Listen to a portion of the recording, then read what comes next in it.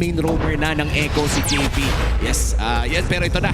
Game number 2. Napakabigat po ng larong ito para sa Team Falcons. After that Game 1 victory, the pressure is even higher na ipagpatuloy ang kanilang performance at dangerous grass ang ating makikita para sa Game number 2. Kala ko mag-flying cloud pa eh. Kasi kanina si Owen parang masaya siya sa nangyari. Hindi pa bumababa yung ganot katsa, kinakagat niya na yung paa eh. Oo.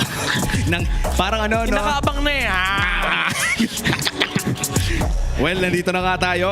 Blue side ang pinili ng Onic Philippines. Again, nung Game 1 ang pinili po ng Team Falcons ay red side. Kaya hindi tayo magkakaroon ng swap sides para sa Game 2 dahil pinili ng Team Falcons ang red nung Game 1. So ngayon magkakalabasan ng mga ace picks. Yung Arlot, yung Franco, even yung Lancelot YSS, and maybe even the Kalea ban mula sa Team Falcons. Napakaraming selections dito for both sides.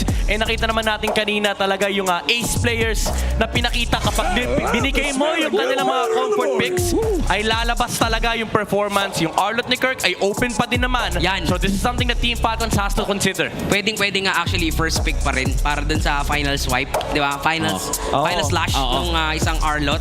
Pero nakita kasi natin nasagot yon because of this Franco. Ang kaso lang, may nirespeto na yung Franco. Sa ganung klaseng game, tatanggalin mo naman din kasi talaga sa Game 2. That's a nod, no? Parang if you're coach, why not? Tas tinanggal mo yung Franco na yon. Kumbaga parang ina-acknowledge mo na naging napakaganda talaga ng performance si Ogre ng Game 1 at hindi na dapat maulit yun. Dahil Onic Philippines, they want to secure that upper bracket slot. Ilang beses na natin sinasabi na yung top 3 teams natin sa liga na to, well, medyo malayo si Aurora, pero nandun pa rin sa competition ang DLPH and Onic for that slot 2 in the upper bracket. And first pick here, Arlot na naman muli para dito kay Kirk. Kumbensido ang Onic, di na mauulit. Yun nangyari nung game number 1 dahil wala na yung Franco ng Team Falcons, wala na rin yung Kalea, walang substitute. So now, this begs the question, do they still go for the Brethren para kay Kyle TZ or do they steal the YSS this time? Oh, alam mo, yung isa sa mga heroes na hindi nakalusot kanina is the Grok. Pero mukhang Fredrin muna ang kanilang kukunin. Kimi? Yeah, Kimi. Hey, back. Farsa! Uy, may bago silang niluluto dito. Farsa will be their first pick here. Open yung Kimi, Lancelot as well, pero YSS ang kukunin. I was gonna say na medyo greedy itong Farsa pick na to. Knowing na, alam mo yung susunod na pattern, lahat sila may threat versus the Farsa. Even though, majority of the times, yung Farsa ay panakot siya kay YSS. Pero dahil doon sa rework sa Mountain Shocker, could be used the other way around kasi yung mga jungle natin ay tip talaga nila dumadalaw sa middle lane. Grabe din yung ano no, yung mapapansin natin dito na stick pa rin yung Onic dun sa mga heroes nila nung Game 1. As in yung same patterns para dito. Marco with this 1-1 pick. Kaya kinuha yung Farsa. Tapos ngayon ang gagawin nila, baba nila yung Novaria, maybe. Or maybe just the Kagura. Pero for Onic, I don't think they changed their plans. You still go for the Grok ban, maybe with the Hylos as well. Kasi parang medyo tempting yung Hylos dito for Team Falcons. I-overload mo yung frontline mo para walang papatay sa 1-1. Oo, tsaka yung actually yung Uranus hindi naman available, no, considering na meron na ditong Arlot, si Kirk. And dito sa ating banning phase, katulad na lang nung sinabi nyo, pwede nang diktahan yung gold lane matchup dito. Taste soft dictate kung ano nga bang lalabas. Because I don't think actually pwede pa rin mag-bane. Pwede pa rin mag-bane gold dito sa K3. Kayang-kaya din talaga nung Bane, yung 1-1, di ba? Paano ka makakastock kung hindi ka makakalapit? Kasi may ano pa rin naman eh, may flicker, may deadly catch, tapos may natural sustain sa lane, may movement speed. So, hindi ganun kalaki yung problema for Kelra in terms of the lane. Pero in terms of the composition kasi, medyo nakakatakot sa teamfight.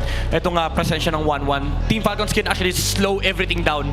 Kasi alam nila na yung presence dito ni Super Marco ay kailangan abangan ng Onic Philippines. So now, they remove the Grok as well. I'm still thinking about the Kagura ban mula rin sa Team Falcons kasi isa tong hero na kayang i-snipe yung 1-1, even the Novaria. Actually, even yung Louis ni Super Prince. Madami pa talagang options, no? If you are Onic Philippines. Napakalalim din kasi ng hero pool dito ni Super Prince to the point na yung mga burst mages na nabanggit mo, any of them would be the answer. Pero tinanggal na nila yung mga fighter gold lanes na nakasanayan natin. The CC is still open kung gusto nilang mag-fighter gold. But I feel like kung ganito na ang itsura ng banning phase, kailangan mo na magkaroon ng traditional marksman lineup dito. Pero open pa yung Lunox. May nakita na tayo dati na naglunox against the 1-1. Yeah. Ngayon ang kailangan siguro isipin ng Onic Philippines, it's between two heroes, yung Hylos at yung Chip. Medyo nakakatakot yung may 1-1 na may Chip ka pang iintindihan. So many directions that could confuse Onic Philippines. This is what happened like also nung laban ng Team Falcons versus TLPH. Yung sobrang confused ni Garth Easy kasi ang daming pinanggagalingan ng angulo. Kajaban. Ganun, ang lalim niyan. Ang lalim niyan. Pero halos parehas din kasi talaga Na dun ginagawa. sa isang Franco, di ba? What good respect coming in from Coach Wynot para Okay, dito kay Ogwen. Medyo nabilangan na ata. Ano pa bang magandang i-pick dito if you're Ogwen? Again, Hylos, Chip. Pa rin. Honestly, Minotaur? Matagal-tagal na natin hindi nakikita yan. Tsaka meron namang crowd control immunity yung Minotaur kung sakal. Just maybe? Alice Rom kaya? Wag. Saber Rope pre. Saber Rope. Narinig ko yun sa stream mo eh. Yung Alice Room sinasuggest ng viewers. Wala, sorry, hindi ko rin gagawin yun eh. And mas lalo nang hindi gagawin yan ng Team Falcons dahil Hilda ang kanilang kukunin. Mukhang makaka-count on na natin na may CCTV sa YSS, may aaligid na Hilda. Parang gets sila na wala na kasing Uranus option tong Onic since they've shown their XP in Rome. So ngayon ang kailangan isipin ng Onic Philippines, they have to deal with the 1-1 and the Hilda. Problema, medyo medyo magkabilang mundo. Yung mga heroes na tatapat sa dalawang yan. So it has to come from the gold lane. Di ka pwede mag-Bruno since may Farsa. What does Kelra pick here? Harith? Para at least i-contest sila in terms of mobility. They still go for the Granger. Wow, Valentina para sa Predator Strike. Wow. It's actually still a very sound draft para dito sa Onic Philippines. May kopya ka ng Feathered Airstrike. Kayang tumapat sa laning phase kahit papano ng isang Granger. And now they're looking for their XP laner. Team Falcons, ano kaya ibibigay nila kay Flat TZ? Yun nga eh. Kasi parang napaisip ako, parang medyo malungkot yung Hilda Rome. Honestly, in this case. Kasi hindi niya kayang guluhin yung YSS because of the Gatot Kacha. So, I think you relegate this to XP. Labanan niya yung Arlot. And then maybe still pick up something like Hylos para maprotektahan dito yung 1-1. Especially may Granger dito yung Onic Philippines. But the problem is, bibigyan mo din ng Glorious Pathway yung Valentina. Oo. Joke. Biniro ko lang pare. Minsan yung mga joke nangyayari yan eh. Pare, biro lang yung Alice. Totoo ba yan? Mukhang totoo nga yata. Naalala ko tuloy yung laro ng AP Bren. Well, Team Falcons back then AP Bren. Nagbiro yung desk na mag-pick ng Minotaur Rafael, I think. And ginawa ng Team Falcons. This time around, yung Alice naman. Yung lalabas. Hindi man mapupunta sa Rome pero lalabas yung Alice dito. And para sa Falcons, parang pinaparamdam nila na buhay pa rin sila. That's very brave, honestly. Dahil sa totoo lang, no, medyo mahirap ang laning phase ng isang Alice. Low level 1 lamang siya sa Arlot.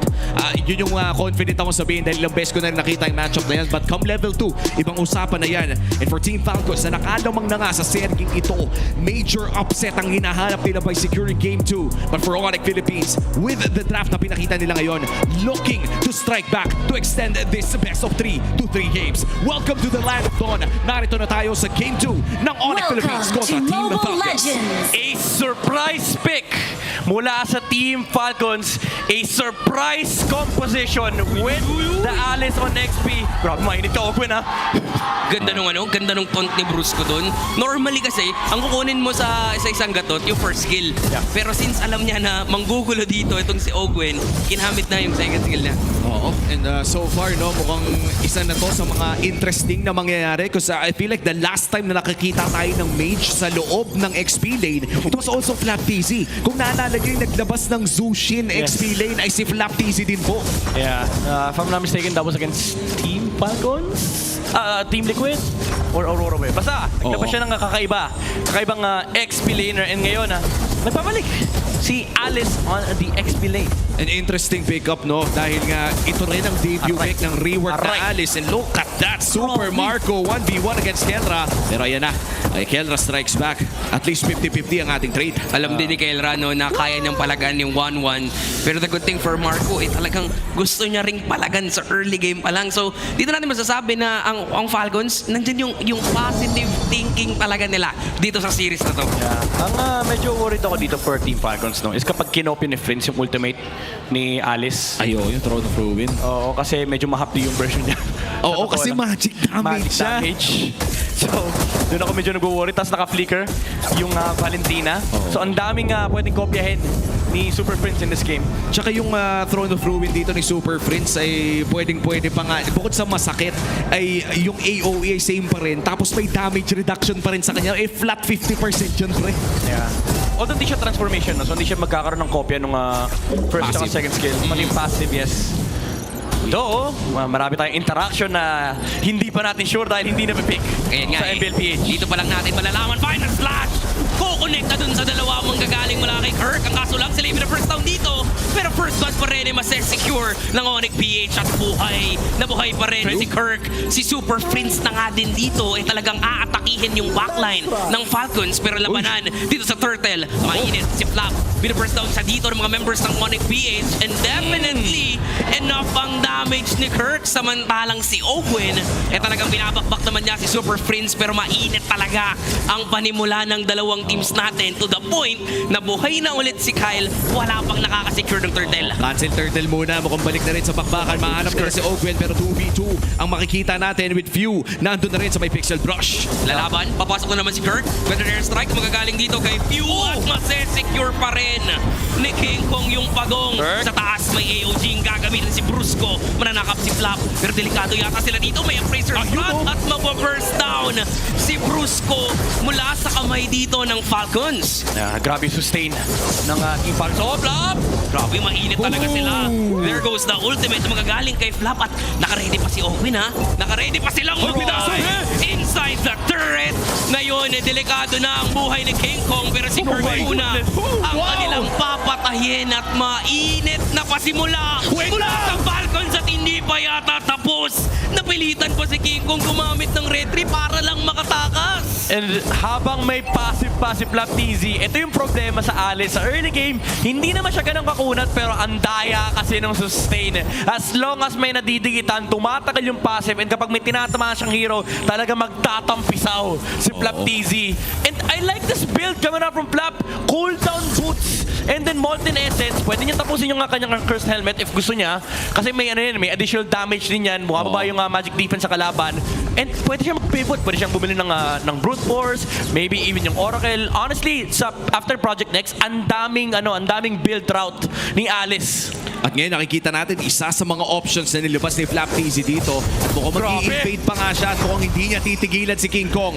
Nandiyan naman si Kirk pero mapipilitang gumamit ng Retribution si King Kong at i-contest ng purple niya. Sisilip na ang Falcons dito at si Kirk ang nakita ni Flap. Lalapit din naman si Kyle TZ pero tatry nilang i-burst down si Kirk. Nandun yung AOG na magagaling kay Brusco. Pero tinatry lang talagang babaran sa may feathered airstrike dun sa likuran.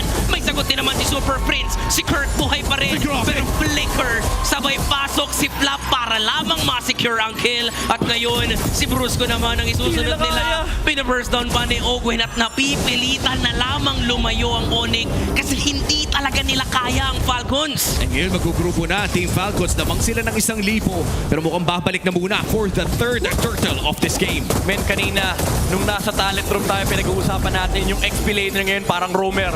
Pwes si Flap ginagampanan niya. Mas malala pa yung pag-roam niya kesa kay Owen.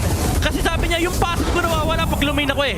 So hanapin natin yung mga heroes para magdamag yung passive ng Alice. Eh nakita mo naman, lock build na pre, Molten Essence plus Giant's Belt. Yan na yun eh. Curse Helmet na nga eh. Curse Helmet na, lock build na agad yung Alice dito ni Flap TZ. And with that, a 1.5k gold din ang hawak ng Team Falcons ngayon at makakabalik pa naman kahit papano para mag-clear ng wave. Pero nandyan si Kendra para mag-poke down ng isang Alice. And looking at our Infinix in-game equipment, yan ang naging build route dito ng Alice debut pick ni Flap TZ. Going in for the CDR boots at rekta doon sa Cursed Helmet na nabanggit nyo na. Ano kaya to? Brute Force, Oracle, ang dami Winter's Crown. Ang daming selection ni Flap TZ. Pero Daming option. kailangan ma-convert nila to into actual lead versus Onic Philippines kasi so far namamatch ni Kelra yung farm dito ni Super Marco. Pero ang hindi nila ma-match is yung map control ng Team Falcon. So medyo masaya ngayon ang Team Falcon, especially with these heroes na humaabante laban sa Onic. Uy, ginugulo din nila actually talaga dito yung purple buff. Though successful pa rin yata si King Kong. Oo, and Ay, hindi. Nanakaw pa rin pala ni Kyle. o yun o, nanakaw na nga at nagbabalik na rin si Alice sa Land of Dawn. Huling beses na gamit ito ay Season 10 pa, September 11. Pero again, hindi po yan na... Oy, teka lang, napakasakit! Ganda ng kopyang taunt ni Super Prince. Hindi nakagalaw si Flap TZ. And I stand corrected na kay Super Friends pala yung purple buff. Oo. Grabe si Super Friends, favorite niya yun eh. Favorite na kopya niyan eh. Wait lang. Binaburst down nila dito. Super Friends with a flicker. The moves. Buhay pa rin naman siya. Pero sa gilid si King Kong ang nakikita dito ni Owen. Pahihirapan lang talaga ng Hilda. Pero wait lang, dun sa gitna, tumano ng AOG si Brusco at si Few. Delikado. May kinopyang ultimate dito si Super Friends. Pero buhay pa rin silang dalawa. Dami palitan na nangyayari. Walang Fury. Sabi ni Pew, kaya kong tangkihin yan. And yung Onic, man, si King Kong, ang sakit na ng ulo.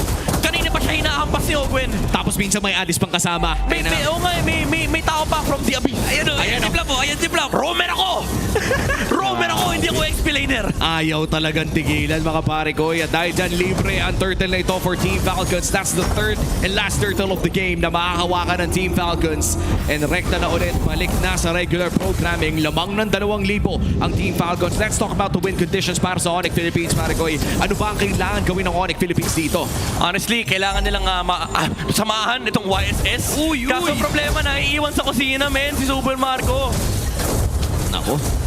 Mukhang kailangan na agad itong maisip ng Onic Philippines.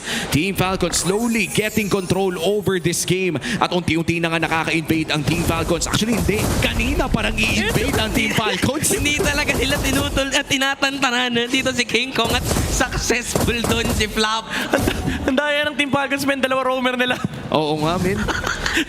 si Flap TC dinalumin. And sa totoo lang, men, si Alice ngayon, I would say na low-cost explainer to.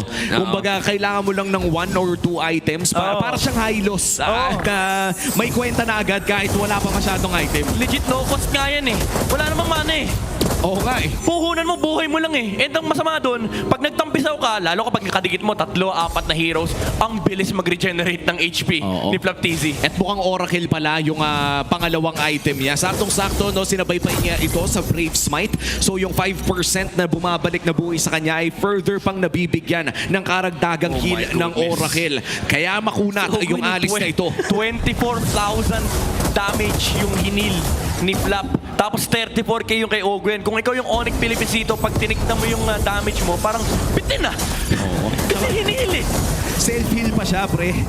Yun yung masama. And this is entirely the reason why may mga nauuso ding mga unorthodox roam ngayon na, sabihin natin, mga CC, ganon yung binibigyan talaga nila sa RG. Pero may plano dito sa may bandang itaas, ha? Nag-AOG na nga si Brusco doon pero lumayo lang naman si Owen. Sabay rekta sila doon sa gitna. Nag-AOG na si Flap. Pero matutod si Super Prince at mukhang kaya siyang i-burst down. Nakahanap si King Kong ng isang kill. May final slash. Papasok nila dito pa loob ang Falcons pero lalayo na rin mismo ang Falcons. Sabay U-turn pabalik papunta doon sa purple buff. Oh, that's the Lord.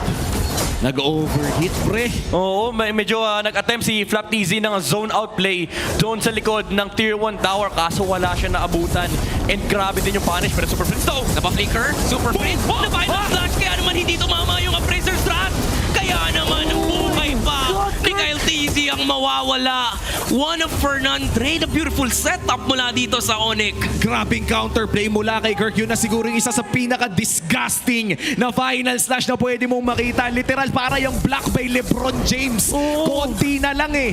Bigla pang na final slash. Dahil dyan, Onic Philippines ang may hawak ng Lord. And look at this, Super Friends holding the throne of ruin. Mananap up ng Lord si Brusco. Andyan si Ogwen, tatry niyang i-sustain yung damage output. At nandun yung kinopya ni Super Friends sa ultimate. At syempre naman, kay King Kong pa rin ang Lord. At ngayon si Kelra, free hit lang dun sa gilid. Mapapatay niya si Flap TZ. Pero lalayo na mismo ang dalawang teams. Crucial retribution mula dito kay King Kong. Pero unfortunately for Team Falcons, wala din kasi si Kyle TZ doon sa team fight na yon. And again, it's all because of the final slash na nanggaling mula kay Kirk. Good zone as well mula sa ibang members ng Onic. Hindi na nga nila kinailangan yung stolen Thorn of Ruin mula kay Super Prince. Ang tinamaan lang, I believe, was Ogwen at that time. And si Flap TZ natunaw sa damage output ni Kelra. And ngayon, nararamdaman natin yung damage output dahil ang daming damage dealer sa side ng Onic. Parang di na ata sapat yung sustain mula kay Flap.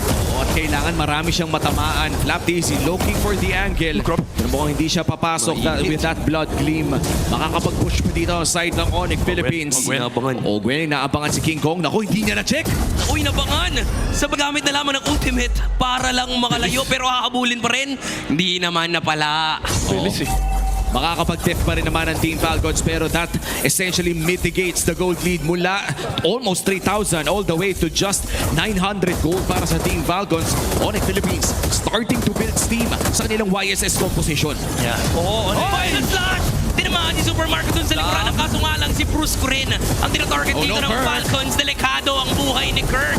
Siya ang first down dito ng Falcons. Ang Razor Stat gagamitin pero hindi ko connect ang Winter Crown. Ay hindi enough para isalba ang buhay ni Kirk. At ngayon lamang na naman ang Falcons. Pero si Super Prince may kinopya pero ibabalik niya lamang din. Grabe, nagka-flickeran yung dalawang explainer kaso mas malaki yung coverage ni Flap TZ. Big AoE spell. Oo. Yung nag-stone dito mula sa Onic Philippines and hindi nila, ang problema kasi hindi nila ma-bypass kasi hindi nila pwedeng hindi pansinin yung Alice. Yung Arlot, yes, tinamaan sila ng final slash pero after that medyo mababa kasi yung DPS. Yung Alice hindi. Kapag nagtampisaw sila dyan, mag-e-enjoy talaga si Flap.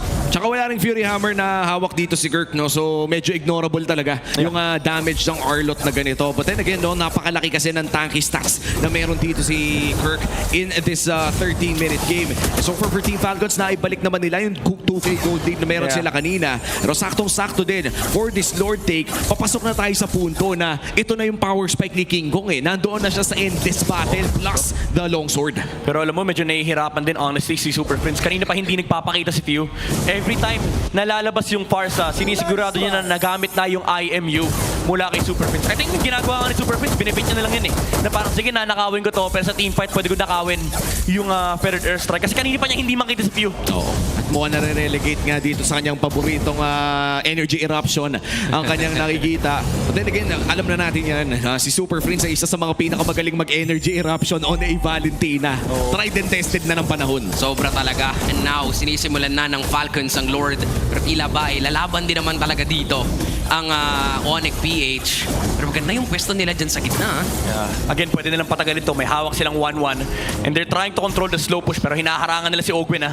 Hinaharangan yung Hilda. Uy, ginamit na yung energy eruption. Hilda kasi yan eh. At ayan na, Feathered Airstrike na gamit na rin dito ni Few. Just to zone out 3 members coming in from Onic Philippines. At ipa-burst na nila yung Lord. Napaburst na nga yung Lord, pero si Kirk with that final slash, pero hindi enough yun para pigilan si Kyle TZ dito. Ang kaso lang, i-rundown yata to ng Onic kasi wala na si Flap. Si Brusco dun sa likuran.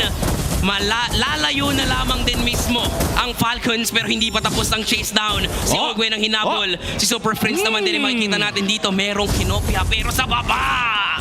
Enough pang oras para habulin si Ogwen. Yeah, they were able to disengage pero unfortunately for Flap and Ogwen, sira yung sacrificial pieces. Pero at least hawak nila yung Lord. Good zone mula kay Flap TZ para hindi makapasok si King Kong doon sa Lord Pit. Kaya naman na-secure ni Kyle TZ yung Lord para sa Team Falcons. Galing nga ng mga XP laners natin dun sa laban na yun pero si Super Prince burst down lamang, makakatakas naman. Going back, nagawa ng dalawang XP laners yung trabaho nila on that entire Lord fight. Na final slash doon si Fredrin tapos na zone out din ni Flap. Great trade up mula kay Kirk and Flap. Well, sabi ni Flap roamer daw siya pero understood naman. Nagawa pa rin naman niya kahit paano, no? 3-man zone out tapos napigilan yung Fredrin. But there you go, mukhang mabilis lamang matutunaw ang Lord na ito. Usable pa naman yung mga ibang minion waves dito para sa Team Falcons. Ang tanong na lang ay paano nila papasukin dahil sa totoo lang, no, medyo matibay ang depensa at nakakatakot pumasok against this lineup mula sa Onic Philippines. Ang tapang na Pew, parang iniinis niya si Super Prince, man. Every time lalabas siya, may energy eruption ka na. Hindi mo na makukuha to. 8 seconds yung cooldown yan. And alam na yan na nga yung siguro masasabi nating veteran moves talaga mula dito kay Few. Again, a legend, a living legend dito sa ating liga from Season 1 all the way to Season 16. Now even fighting one of the new gen gods ng mages dito. Tinatawag na ang Monster Mage. Ito si Super Prince. Kaso men, grabe talaga yung position ni Pew. Kanina pa pinapangarap ni Super Friends yung feathered airstrike na yan. Ayaw talaga. Ayaw ibigay, ayaw magpakita, men. Ni Pew, sa sobrang ayaw niya magpakita, sige na, ayoko ng gold. Siya yung roam yung gold, men. Siya yung pinakamababa ang gold sa Team Falcons just because ayaw niyang ibigay yung feathered airstrike kay Super Friends. Oo. Tsaka nakuha na rin naman niya yung mga items na kailangan niya. Sa totoo lang, you need the glowing wand and the divine glaive para lang mag-deal ng damage on that feathered airstrike. Mas malaki na yung trade-off kung makukuha pa yung feathered airstrike Ayan mo. na. May vision na. May vision na nanggaling dito kay King Kong. Grabe si Pew. Mas lalayo lang. Ayaw niya talaga. Ayaw talagang lumabas. Sabi Pre, niya kasi, 2025 na may social distancing ba rin dyan Super Oo, Prince? sabi kasi ni Pew, alam mo, hindi ko kailangan ng damage. We have a flop. Oo. Uy. Pati yung orange buff, ayaw talaga nilang ibigay. Paulit-ulit na pag may available na buff, tinan mo si Flap, di ba? Kukunin lang nila at kukunin yan. They're really forcing the retribution mula kay King Kong, lalong-lalo na may Lord. So, ngayon, tila ba, makukuha pa rin naman na hindi na kailangan pa ng retri. Well, make or break ang Lord na ito. Kung sakaling mabitawan ng Team Falcons ang bola at this Lord take, ay medyo magiging delikado ang side ng Team Falcons. But Onic Philippines, nahanap nila si Brusco. Short burst down lamang. Pero mukhang makakapag-back off naman sila. Uy, si Carl Tizzy, kalahati agad yung buhay niya. Napinil si Lumayo. Pero si Flap, Tizzy, with stun and a flicker sabay Winter Crown. Madi-displace lang din naman ni Kurt dito ang mga miyembro ng Falcons. Kahit pa paano mapipigilan sila sa pag-arangkada. Pero si Owen, oo na, Owen, invisible ka na. Hindi ka na namin nakikita. Pero ngayon, U-turn pa rin si King Kong. Hawak nila ang Lord dito. Team Falcons, nakuha na naman ang energy eruption. Kaya magpakapakita na si Pew. Half HP on this Lord take. Mukhang ipapa-reset ito ng Team Falcons. At hahawakan naman ni Super Friends. Here comes the soft reset for this Lord dance. At mapapa-evolve na nga rin ito. Oh my goodness, parang gusto din naman ng Team Falcons patagalin yung laban, pero ngayon nararamdaman ni Kyle TC medyo mahapde yung Lord. He does have the Guardian Helmet, pero malaki yung investment na ginamit ng Team Falcons kanina. It was the flicker mula kay Flap, pati na rin yung Winter Crown, I believe. So at this point, Onic Philippines, they do have the resource advantage. Oo, at hinihintay lamang talaga ng Team Falcons na mag-commit dito ang side ng Onic Philippines. Pero mukhang gamit na gamit ni King Kong yung dangerous grass. Nagtatago doon sa balbas ng Lord Pit. At naghihintay lamang ang Onic na magkamali din ang Team Falcons. And this is it, world champions facing each other in a make or break Lord dance. Nag-feathered airstrike si Pew, still invisible. Layo pa rin. Oo, ginamit niya yun mula doon sa likod na hindi kita ng Onic Philippines. Hindi nila alam kung nag-wings by wings. Ngayon sinisimulan na ng Falcons yung Lord. Definitely this is gonna be a Lord dance. A long Lord dance. Kalahati ang buhay ng Lord. Sisilip si King Kong. Available din naman yung taunt mula kay Super Friends. There goes the taunt. At mukhang delikado yata ang buhay ni Owen, pero nandyan si Flap. Hindi pa rin naman sila papasok. May hilang pa na Final slash ko. Connect na dun sa tatlo. At dito magsisimula ang karangkada ng Onic. Pero si Kyle TZ na makakasecure ng isang kill. At ngayon nira-rundown ang Onic. Pero free hit lang si Kelra. Super Marco din naman ay pipigilan dito ang Super Fam. Dalawa para sa dalawa ang matitira. Pero papasok si King Kong with a dash and enough. Yung damage output niya para mapatay. Etong si Kyle TZ. Dalawa at isa na lamang natitira dito sa dalawang upunan natin. It's a K&K connection kontra dito kay Super Marco. At mukhang sasayawin dito ni King Kong ang Lord na ito. Super Marco trying to go all in. Mounted Shocker ay natawag na. Nandyan na ang bangkero. Pero ano ang kanyang dala? At mukhang si Super Marco ay makakalapit pa nga ba? Nalaban pa rin talaga traceless in para lang ma-zone out. At magde-decide na ngayon si Super Marco na ibigay na ang Lord. At dine-delay pa nila. Dine-delay pa nila yung pag-take ng Lord para kasabay dun sa minions. Oh my God, absolute cinema. Vengeance, final slash flicker mula kay Kirk. But also, there was a 3-man energy eruption if I'm not mistaken. Oo, Ayan o, oh my God! Tapos may rectang Throne of Ruin. But that was one of the best trade-offs sa team fight. So, parehas magaling, pare. Oo, ganda rin ang coverage ni King Kong. Tinulungan niya kagad si Kelra, kaya naiwan yung jungle gold for both sides. Pero alam nila walang appraisers si Kyle TZ, kaya naman sinalubong ni King Kong yung brethren and they're able to get the Lord. Oo, and now with this evolved Lord marching down bottom lane, si Kirk makikita si King Kong open na sa kanilang harapan. Flicker is forced, pero yung bangkero ay nagkahanap ng bangkay. Pero hindi enough yung damage output niya para mapabagsak si Ogwen. Pressure is real mula dito sa Onic, pero kailangan lumayo at umiwas ng Falcon. Lalong-lalo na merong Lord na dedepensahan dun sa baba at nakuha na ni Super Prince Nako. yung feathered airstrike. Oh my goodness. Pinagsakan. Na-bad trip si View. Ang akin yan. Kala, at ituloy Oh, agad Kyle. yung buhay ni Super Prince. May taunt mula kay Kyle TZ, pero nandito na yung feathered airstrike na kinopya. At delikado na rin ang buhay ni Marco, kaya lalayo na lamang din siya. Kyle TZ, hindi na makakapag-ultimate pa. At mukhang ito na ang bawi ng Super Fam. Focus muna sila kay Ogwen. Tatalon si Brusco dun sa likuran. At si Marco versus Kelra. Harapan nga lang din sila, pero delikado ang buhay ni Super Marco. At isa-isa nang tumutumba ang Falcons ngayon. May Winter Crown pa mula kay Kirk. Papatayin pa nila si Few, pero hindi na nga. Focus na sila sa goal. And Onic PH will tie this series against Falcons. FPL Arena, welcome to game number 3, a do-or-die match between Onic Philippines and Falcons. Bigla pang pumuso ulit ang Onic. Kampiyon sa kampiyon, M5 to M6. And now we go down to the decider for Team Falcons. Absolute cinema of a performance for these two teams. Napakaganda ng laro na ito at kitang-kita naman natin sa mga trade-offs ng ating actually lahat ng role ginawa nila yung kailangan nilang gawin. And dito na nga natin nakita pati yung mga clutch plays ng Onic Philippines. I have to say, man, ito yung Arlot ni Kirk na hinahanap ng tao. Ito yung isa sa mga masasabi talaga natin kaya nakilala si Kirk nung early years niya dahil sa Arlot play niya. Napakaganda ng mga final slash na dito, pero again, ganda ng control ng Falcons, especially sa early game. Back and forth talaga yung laban dito, pero for Onic, nahanap nila yung isang tamang team fight. Kaya naman, etong si Kirk ang magiging MVP for this game. And of course, our Game 2 MVP, Arlot, na hawak ni Kirk. Isa sa mga talagang tinitinglaan sa paggamit ng hero na ito. At mukhang nagiinit na ulit si Kirk pagpasok dito sa leg number 2, gunning for that second spot in the upper bracket. Matindi. Iba ang performance na pinapakita sa atin ng ating mga manlalaro, but also that final slash, literally the final slash that set up the tempo here for Onic Philippines. Yun ang dahilan. Nakuha nila yung Lord, nakuha nila yung tempo, at nakuha ni Super Prince yung feathered airstrike. Oo. Sa wakas no? Parang 18-15 minutes mong hinintay na makuha ang feathered airstrike na when it mattered the most, tsaka mo nakuha. And looking at our MVP highlights, action-packed ang laro na ito.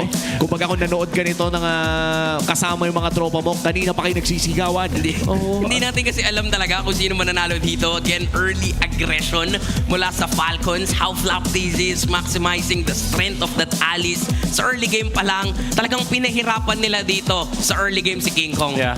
Kanya-kanyang ano sila, no? Kanya-kanyang standout performance. Si Kirk, si Flap, lalo palo yung mga XP natin. But again, also, Kyle TZ on the spread rin. Naging mahirap din yung buhay ng Onic Philippines because of the amount of control na meron dito si Kyle TZ with the energy eruption. And it was almost equal pagdating ng mid-game, yung footing nila. It came down to the team fights. Kaya sobrang importante na positioning, yung spell casting in terms of battle spell and also team fight skill usage. Pero umabot tayo sa punto na naglalambingan yung dalawang team. Kumbaga naglalaro sila na unang magkamali sa pwesto, pero wala kasi nagkakamali. So kinailangan i-force yung mga mistakes from both sides. Kaya naman ang ganda nung palitan ni Kyle dito tsaka ni Kirk. Ang ganda ng final slash, but also ganda nung energy eruption into a Praise's Wrath. Pero yung KK connection na pumigil dito kay Kyle TZ, it set up the comeback for Onic Philippines. And after mamatay nung Fredrin si Super Marco, tinakot pa niya yung YSS. Inattempt niya na parang takutin na, may ulti ako. By the way, may cute play dito si Flap kanina. Nung nag-feathered airstrike si Super Friends para patumbay si Super Marco, alam nila may flicker yung Valentina at that time. So, plinigan ni Flap TZ yung kanyang Thorn of Ruin para lang mapigilan si Super Friends para hindi ma-shutdown yung 1-1. Pero, this was a Hail Mary play from Team Falcons. But for Kelra, ang ganda ng usage ng Wind of Nature with the battle spell as well. Naiwan si Super Marco dun sa unahan. And it was, the end for Team Falcons. Kaya naman, for Onic Philippines, ang ganda nung pagkakalaban nila dito kasi they really had to find the needle in the haystack, yung small positioning error ng Team Falcons. At parang pwinera sa panga nila na lumabas yun. There were layers sa pinakita ni Kelra doon sa huling trade-off nila ni Super Marco. Unang-una, katulad na lang nung sinabi mo, yung Wind of Nature, tapos napapuwersa papasok dito si Super Marco. And then suddenly, nung akala mo may angulo na, tapos na yung Wind of Nature, flicker papalayo. And suddenly, Super Marco was right in front of 3 members ng Onic Philippines. And that was a 22-minute game na Action Jackson sa larong ito. Partida, hindi to flying clouds ha. Dangerous grass to. Dangerous grass to. Pero sobrang tumagal yung laban. And again, sobrang commendable din ni Super Friends na hindi talaga siya, parang alam mo yung, hindi siya nagagalit kahit wala siyang pwede strike.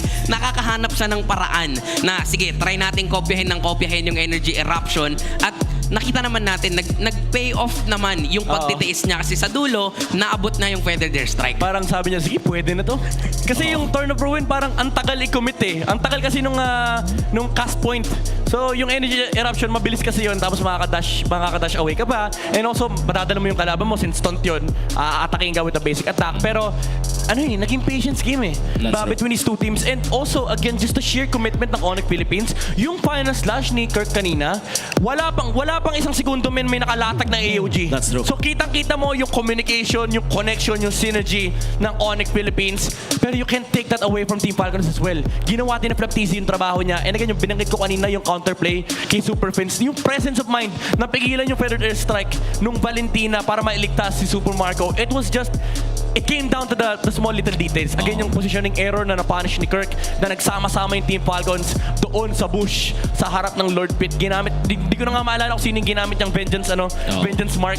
Pero umabot yung final slash and na-punish yung Team Falcons. Tsaka napakabilis talaga ng sequence, no? Yung tipong, bukod sa mabilis yung combo ni Kirk mismo, katulad na lang nung sinabi mo, alam agad nila na doon mapupunta. And with that AOG, para bang nasilyahan yung victory nila sana doon. Pero again, the response coming in from I think Ogwen. Si Kyle TZ. Yes. On the energy eruption, yung trading talaga sa team fights dito ay napakaganda. But our carry and our BPI rich guy, of course, our K&K connection, nandiyan si Kelra at a BPI rich guy on this Granger performance na naging maganda din naman ang laro na ito. Si King Kong nga na paulit-ulit nahirapan ng early game, ang taas pa rin talaga ng na-deal niyang damage. Pero this man na hindi natin totally napapansin nakaka-free hit nga siya sa backlines. And even si Super Marco, hindi nga niya totally na-maximize yung prowess ng isang 1-1 kasi nakasubsob si Brusco sa kanya eh. Diba? Tapos kapag mag-ulti siya, winter crownan lang ni Brusco. And